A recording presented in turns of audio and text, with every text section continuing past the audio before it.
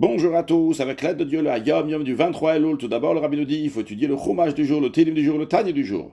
Puis le rabbi nous ramène extrait d'un discours du rabbi précédent qui parle de ce qui est dit dans le traité Gittin 67a à propos du passage qui décrit les qualités des sages.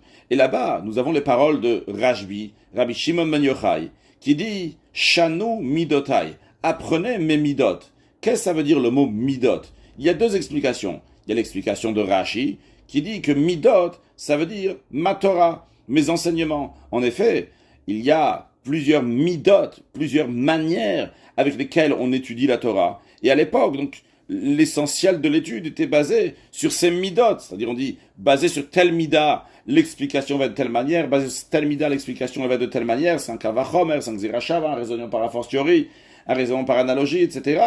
Et d'ailleurs, nous avons tout le Mechilta de Rabbi Shimon ben Yochai. C'est une Mechilta, c'est des interprétations de Rabbi Akiva, des versets de la Torah. Qu'est-ce que ça veut dire Mechilta? Mechilta, c'est des midot, c'est des manières comment étudier, comme d'ailleurs le mot Yud Gimel Midot HaRachamim, les 13 attributs de miséricorde, c'est Yud Gimel Mechilin de Rachamim, Mechilin de midot. Donc en tous les cas, ce que Rashi nous dit, Shanu Midotai, ça veut dire étudier, apprenez ma Torah.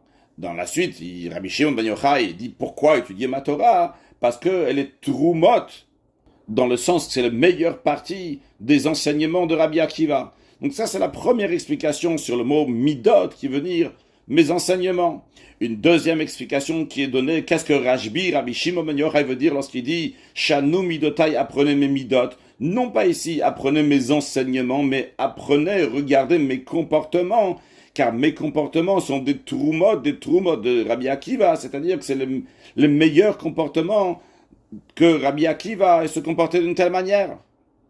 Maintenant, ce que le rabbi précédent nous raconte à propos de cette partie du Talmud, c'est que Rabbi Moshe, donc le fils du Admor HaZaken, lorsqu'il étudiait ce passage-là, il avait environ 8 ans, 11 ans, entre 8 ans et 11 ans, il avait un doute, c'est quoi l'explication essentielle? Est-ce que midot, ça veut dire les enseignements, ou midot, ça veut dire les comportements? Et pendant qu'il avait ce doute-là, l'Admor HaZaken, son père, il est rentré. Et d'ailleurs, comme il avait l'habitude de parler, il s'était en chantant, et il a dit, la Torah qui nous a été donnée, elle est toute pétrie de bons sentiments. Il n'y a que de midot tovot. Même les punitions qu'il y a dans la Torah, en vérité, sont de la bonté et du bien. Et donc, les deux explications représentent une seule explication, et en vérité, l'un dépend de l'autre. Il n'est pas possible qu'il va y avoir des midot tovot, des bons comportements, sans la Torah. Donc quand on dit Shanu midotai, et midot, ça veut dire la Torah, et midot, ça veut dire des comportements, ça va de pair. Parce que c'est pas possible qu'il va y avoir des bons comportements s'il n'y a pas de Torah. Et c'est pas possible qu'il y ait de la Torah s'il n'y a pas de midot tovot, des bons comportements. Et donc, l'Admor HaZaken a résolu le problème que son fils avait.